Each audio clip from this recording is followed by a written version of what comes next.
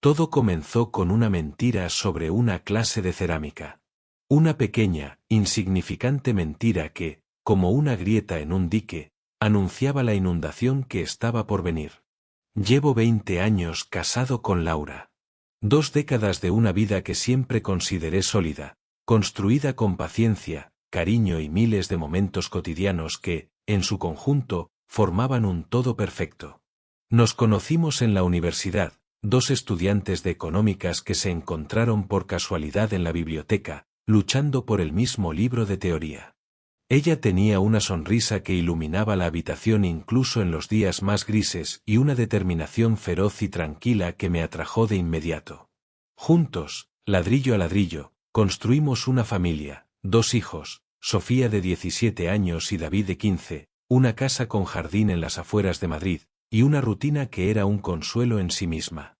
Los domingos eran sagrados para la paella familiar, las noches de viernes para el cine en el sofá con un bol de palomitas, y turnábamos quién llevaba a los niños al fútbol o a ballet sin mayor discusión. No era un cuento de hadas, pero ¿qué lo es? Era nuestra vida, estable, predecible y, sobre todo, honesta. Yo, Carlos, de 46 años, trabajo como analista financiero, mayormente desde casa. Laura, de 44, es diseñadora gráfica freelance y maneja con eficiencia envidiable la compleja logística de los niños. Tenemos una oficina compartida en casa, yo la uso de día, ella de noche, cuando la inspiración la visita. Nuestras conversaciones últimamente giran en torno a los exámenes de acceso a la Universidad de Sofía, el próximo torneo de baloncesto de David, y la eterna hipoteca. La vida normal de una pareja de mediana edad. Pero yo llegué a este matrimonio con cicatrices. Mi anterior relación seria, con Clara, terminó de la manera más cliché y dolorosa posible. Descubrí que llevaba meses engañándome con un compañero de trabajo. El dolor no fue solo emocional, fue físico, una opresión en el pecho que duró semanas. Una herida de desconfianza que tardó años en cerrar, en formar una cicatriz que pensé que era fuerte. Se lo conté a Laura una noche, cuando las cosas entre nosotros empezaban a ser serias. Ella me escuchó en silencio, sin interrumpir, me tomó de las manos con una firmeza tranquilizadora y me juró, con los ojos brillando con una convicción absoluta, que la honestidad sería siempre la base inquebrantable de nuestro amor.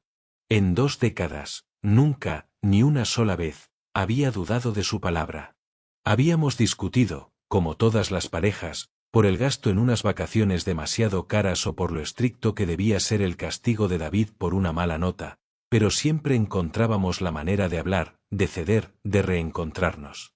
Ella, cuya mejor amiga había sido destrozada por una infidelidad, era la persona más vocal contra los traidores que conocía. Era mi roca, mi puerto seguro.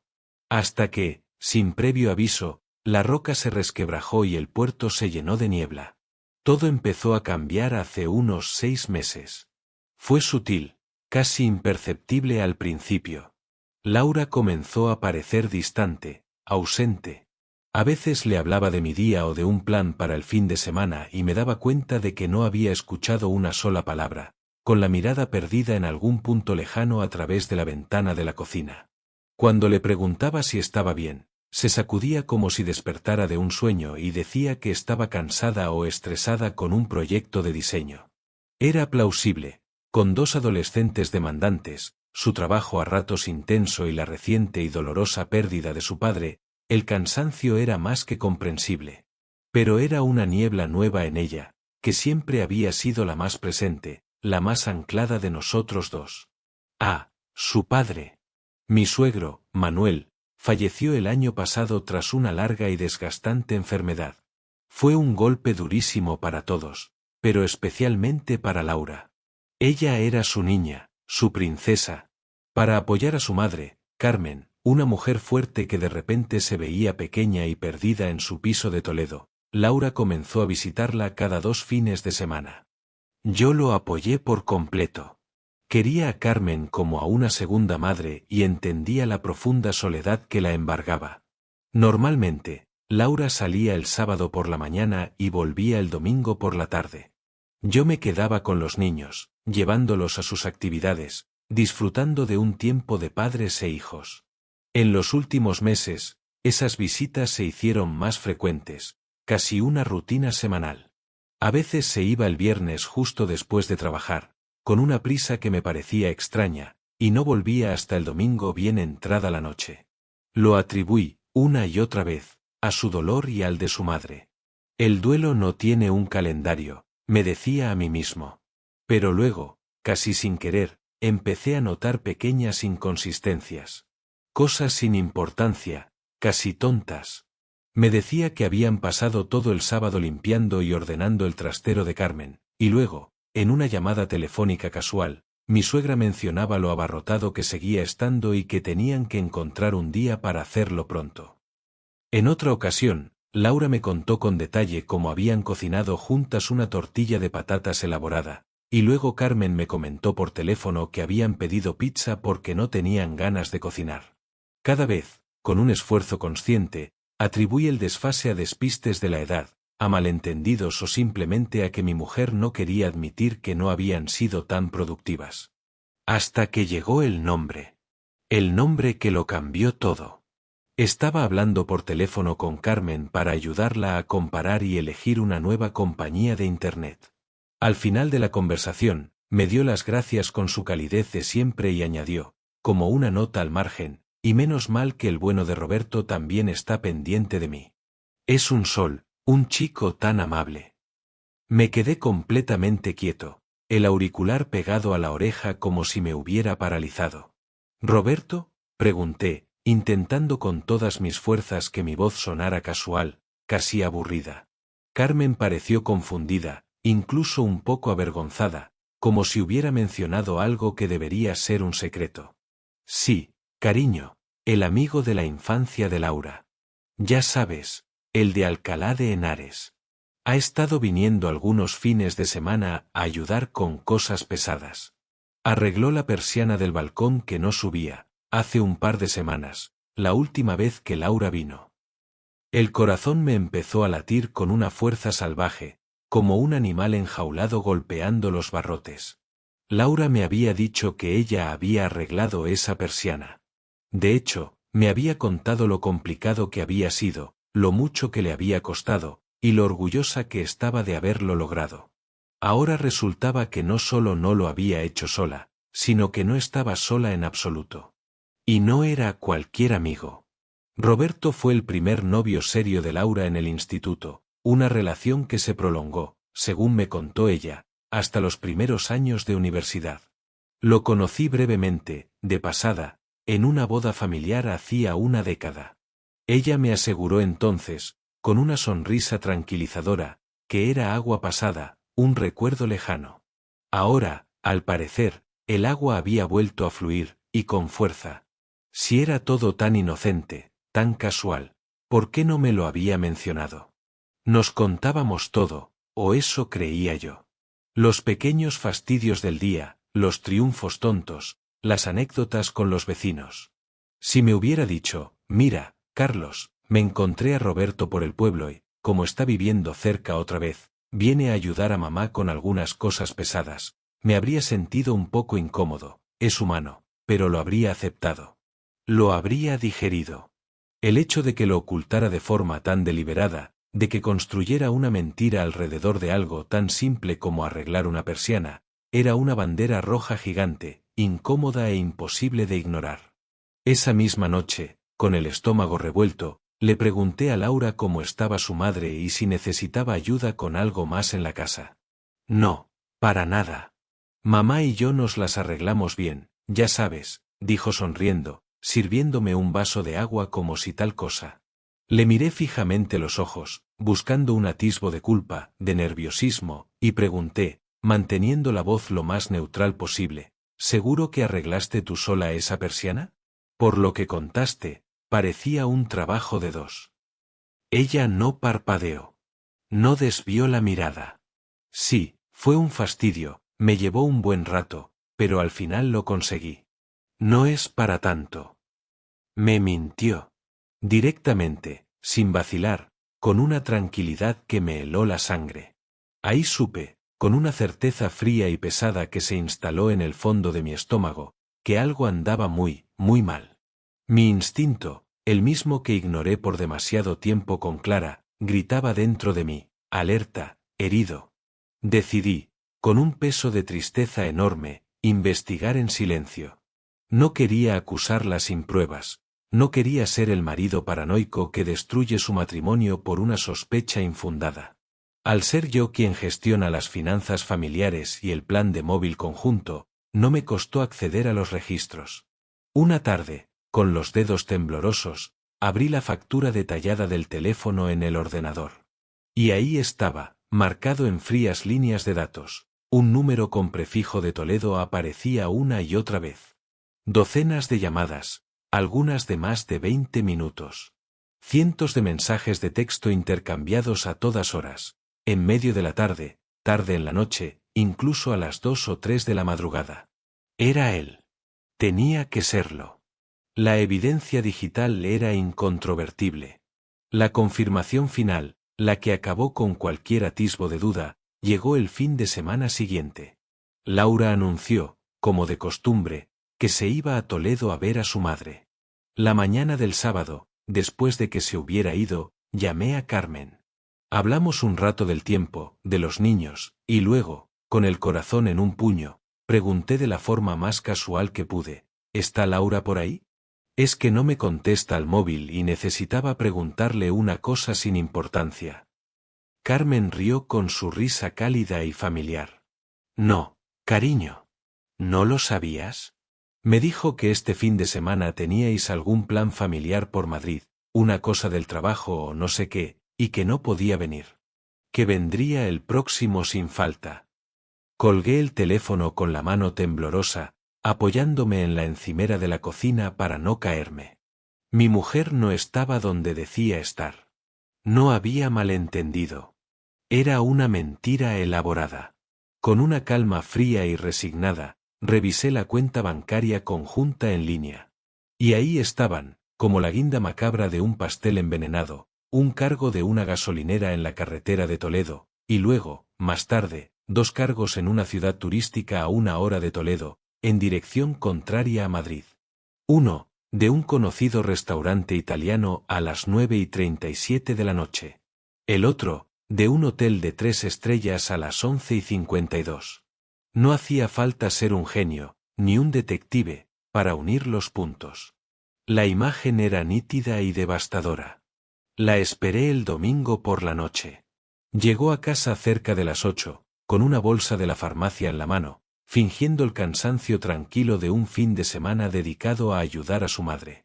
Aguanté la cena con los niños, con una sonrisa pegada a la cara que me dolía en los músculos de la mandíbula, participando en su conversación como un autómata.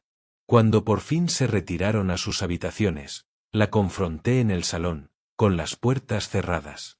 Laura, ya sé que no estabas en casa de tu madre este fin de semana, dije, mi voz sorprendentemente serena, plana, como la superficie de un lago helado. Ella palideció al instante. ¿Qué? Claro que sí, si hablaste con mamá, ella te lo. Precisamente. Le llamé. Hoy. Y me dijo, palabra por palabra, que le habías dicho que no ibas a ir este fin de semana porque teníamos planes aquí. Su boca se abrió y cerró sin emitir sonido. Intentó negarlo, balbucear una explicación sobre un malentendido, pero entonces le solté todo, de una vez, como descargando un peso enorme. El patrón de llamadas y mensajes con ese número, los cargos del restaurante, el del hotel. Vi cómo sus defensas se derrumbaban una a una. Finalmente, se desplomó en el sofá, escondiendo la cara entre las manos, y su cuerpo se estremeció con sollozos desgarradores. Entre lágrimas y palabras entrecortadas, lo admitió todo. Que se habían reencontrado en el funeral de su padre. Que empezó como una amistad, un apoyo mutuo en el duelo, conversaciones por WhatsApp que se alargaban. Que se convirtió en algo más, un refugio emocional. Que habían cruzado la línea física hacía meses, en una de sus primeras visitas. Que este fin de semana, efectivamente, habían ido a ese hotel. Me miró con los ojos hinchados y llenos de lágrimas y dijo las palabras que todo esposo traicionado odia y no puede olvidar, no era nada serio. Carlos. Te lo juro. No lo planeé. Solo pasó. Y nunca, nunca dejé de quererte a ti. Sentí un asco profundo, un rechazo visceral. Solo pasó, repetí, frío como el hielo, sin acercarme. ¿Cómo pasa que reservas una habitación de hotel? ¿Cómo pasa que me mientes a la cara una y otra vez, que inventas historias sobre persianas y garajes? ¿Sabías lo que me hizo Clara? ¿Sabías el daño que esto causa? ¿Sabías lo que esto significaría para mí, para nosotros? Y aún así, elegiste hacerlo. Día tras día, mensaje tras mensaje, mentira tras mentira. Le dije que no podía mirarla, que su presencia me resultaba insoportable, que necesitaba que se fuera de la casa, que necesitaba espacio para poder respirar, para poder pensar sin su olor, su voz, su falsa normalidad alrededor. Esa noche durmió en el cuarto de invitados y yo en el sofá del salón, mirando al techo, sintiéndome como un extraño en mi propia vida. Por la mañana, después de que los niños salieran hacia el instituto con una normalidad que ahora me parecía un espejismo, le dije que hiciera una maleta y se fuera a casa de su madre. Se fue, con la cabeza gacha, las lágrimas resbalando por sus mejillas, prometiendo entre sollozos que haría lo que fuera, absolutamente lo que fuera, por intentar arreglarlo. Las semanas siguientes fueron un lento y gris infierno. Le contamos a los niños, con las palabras más cuidadosas que pudimos encontrar, que mamá y papá estaban pasando por un momento muy difícil, que teníamos problemas serios y que necesitábamos vivir separados por un tiempo. Fue desgarrador. Sofía, con su intuición adolescente, lo intuyó todo, me miraba con una mezcla de pena y decepción que me partía el alma. David se encerró más en sí mismo, en su mundo de videojuegos y baloncesto, como si pretendiera que el ruido del balón ahogara el silencio que ahora llenaba la casa. Yo era un zombi, funcionando por pura inercia para ellos, cocinando cenas insípidas, firmando autorizaciones del colegio con una mano mecánica. Consulté a un abogado en secreto. La realidad fría y práctica de un divorcio después de 20 años de matrimonio era abrumadora. La casa, la custodia compartida, las pensiones, dividir una vida entera, una historia entera, en fríos apartados de un documento legal. Me hice análisis de ETS, una experiencia humillante y necesaria. Afortunadamente, todo salió negativo. Mi hermano mayor y un amigo cercano que había pasado por algo similar se convirtieron en mi única red de apoyo, en la única cuerda a la que aferrarme. Laura, según me contó Carmen en una de sus llamadas incómodas y llenas de pesar, estaba destrozada. Había empezado terapia psicológica. Me mandaba mensajes de texto largos y desesperados de disculpa, pidiendo una oportunidad para hablar, para intentar una terapia de pareja, para explicarse mejor. Yo, la mayoría de las veces, los ignoraba. El rencor y el dolor eran una brasa ardiente en mi pecho, alimentada por el recuerdo de cada mentira, cada viaje fingido, cada detalle que había verificado. No podía, ni quería, en ese momento, perdonar la meticulosidad de las mentiras, la planificación fría, la traición no solo a nuestro presente, sino a todos nuestros años pasados y a la confianza más básica que un hombre puede depositar en su mujer. Aproximadamente un mes después de que se fuera, accedí a vernos. Fue en un parque neutral, lejos de la casa y de los niños, en un banco bajo un árbol viejo. Ella parecía más delgada, más pálida, como si el peso de su culpa la estuviera consumiendo por dentro. Sus disculpas eran las mismas, pero más profundas, menos justificativas y más autoconscientes. Habló de su profundo vacío tras la muerte de su padre, de sentirse perdida e invisible, de creer que envejecía sin haber logrado nada significativo más allá de la familia, de cómo Roberto representaba un escape a un pasado más simple, una versión idealizada de lo que pudo ser y no fue. No eran excusas, intentaban ser explicaciones, pero para mí, sentado en ese banco, sonaban terriblemente huecas y egoístas. ¿Lo amas?, le pregunté finalmente, mirándola fijamente, buscando en sus ojos cualquier atisbo de verdad última. Ella negó con la cabeza con vehemencia, sus ojos llenándose de lágrimas de nuevo. No. No, Carlos. Te lo juro. Fue una locura. Un error monumental, un acto de estupidez y cobardía. Te echo de menos. Echo de menos nuestra vida, nuestra rutina, tu risa en la cocina por las mañanas. Pero nuestra vida, tal como la había conocido y amado, ya no existía. Se había esfumado, disuelto para siempre entre las llamadas a Toledo, los mensajes de madrugada y los recibos de hotel. Mirarla ya no me producía amor, ni nostalgia, solo un dolor agudo, punzante, y una desconfianza insalvable que sabía, con una certeza que me aterraba, que se había instalado para siempre. Sabía, con una claridad brutal y definitiva, que por mucho que intentáramos reconstruir algo, los cimientos estaban podridos, irreparables. Siempre me preguntaría si estaba donde decía estar, quién estaba al otro lado del teléfono cuando sonreía al leer un mensaje, si su sonrisa era real o solo otra capa de la fachada. No quería vivir así. No podía condenarme a una vida de vigilancia constante, de dudas corrosivas, de ser el carcelero de mi propia esposa. No puedo, dije, y mi voz sonó firme, clara y final por primera vez en semanas. No puedo volver a confiar en ti, Laura. Y sin confianza, no tenemos nada. No hay matrimonio que aguante sin eso. Ella lloró en silencio, asintiendo lentamente, como si siempre, en el fondo de su corazón, hubiera sabido que este sería el final inevitable de su cadena de decisiones. No hubo gritos, ni más reproches.